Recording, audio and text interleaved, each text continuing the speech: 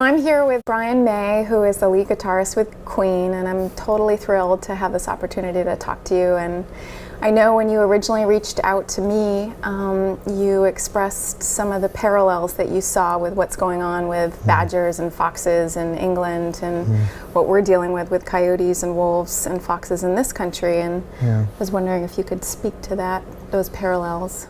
Yes, in England it's foxes who have been traditionally for a couple of 100 years hunted for sport, for the enjoyment of people watching packs of dogs tear them apart. And the barbarity of that I find staggering, but there are very large and very rich pressure groups in England that want that to continue. It was actually outlawed by the Hunting Act about 20 years ago. But there's a very powerful lobby trying to bring all the blood sports back into Britain. And that's why we started. I had this campaign called Save Me, which is about giving wild animals a voice. And it started off with foxes. It's now very much concerned with badgers too, because badgers are being blamed for the spread of a disease, which actually, of course, is spread by intensive farming. So the badgers are being scapegoated, and our government is conducting a war on wildlife, really. And at the moment, hundreds are being shot down, being gunned down. There is no independent monitoring to see if it's being done humanely.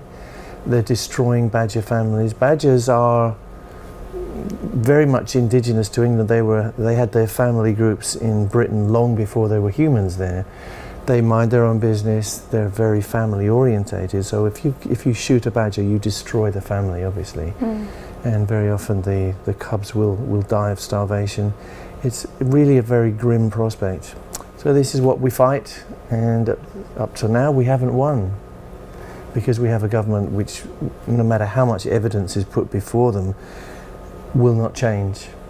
They have certain vested interests, they have made promises to certain groups, and it's a political decision. It doesn't matter how much scientific evidence, and there is a lot to say that culling badgers won't work, they will still do it. So it's a fight for decency, and I've come to realise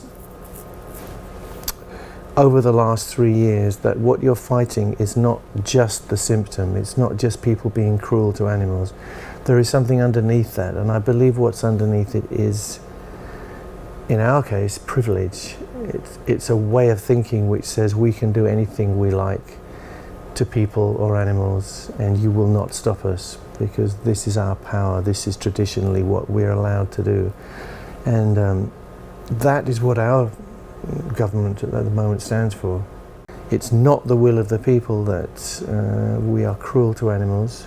The vast majority of people are decent and realise that animals have feelings like we do.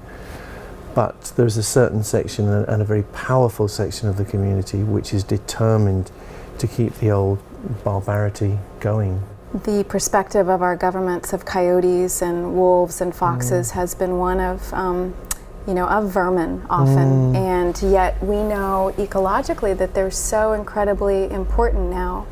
So, I look at those same things that we're facing politically in our two respective countries and the forces that we're up against. And you've probably seen we're challenging a practice called penning, where they take foxes and coyotes and they put them in pens and they let dogs basically rip them apart. And like bounties and killing contests, these are largely legal by many states, and yet, we have, like your country, when you actually go out to the people and say, do you accept this?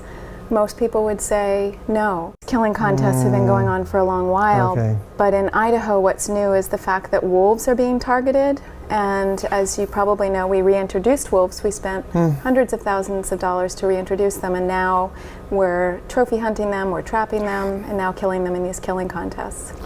The idea of killing for pleasure, I still find completely baffling. And it's almost like we're two different races that are on this planet. It seems like human beings are split. I don't know what the percentages are, but most people, I would say, are decent and understand that every person deserves respect, and actually every creature deserves respect, whether you like it or not. It has a right to a decent life and a decent death, and that's what we're all entitled to. But there is a certain section of the community who think that it's okay, in fact that it's great, to kill things for pleasure, not just for food, but for pleasure. And it seems like they will never change. It seems like this problem won't go away, because people will always have this desire in their body to cause pain.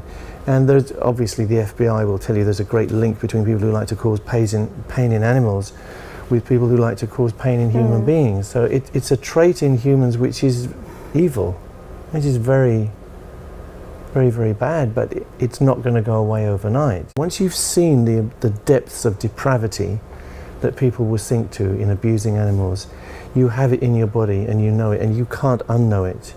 And it becomes part of your life to try and save animals from this terrible fate that they have.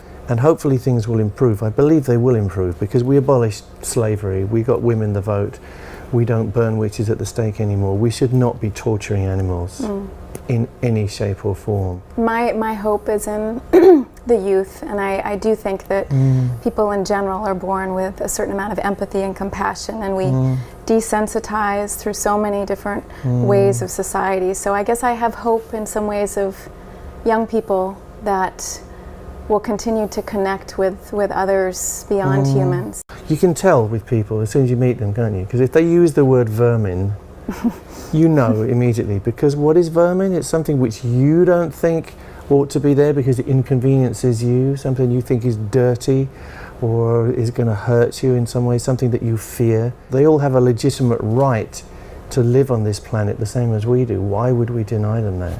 So many of our assumptions are wrong, the ones that we were brought up with, and these false claims about animals vindicated our right to raise them for food and abuse them. I mean, the way that veal is treated, the way that the calves are treated to make veal, the way birds are force-fed to make foie gras, you know, all these disgusting, abusive, painful processes are all justified by saying, oh, animals don't have feelings. Humans act because of reason, animals act on instinct. Well, it ain't true. There is not that sharp dividing line, and you see it in every animal that you interact with. The more you get to know an animal, the more you understand that it has a thought process which may not be inferior to your own. There's so much evidence, for instance, dolphins seem to be using their brain in a more effective way than humans. They seem to be using a larger portion of their brain than we do.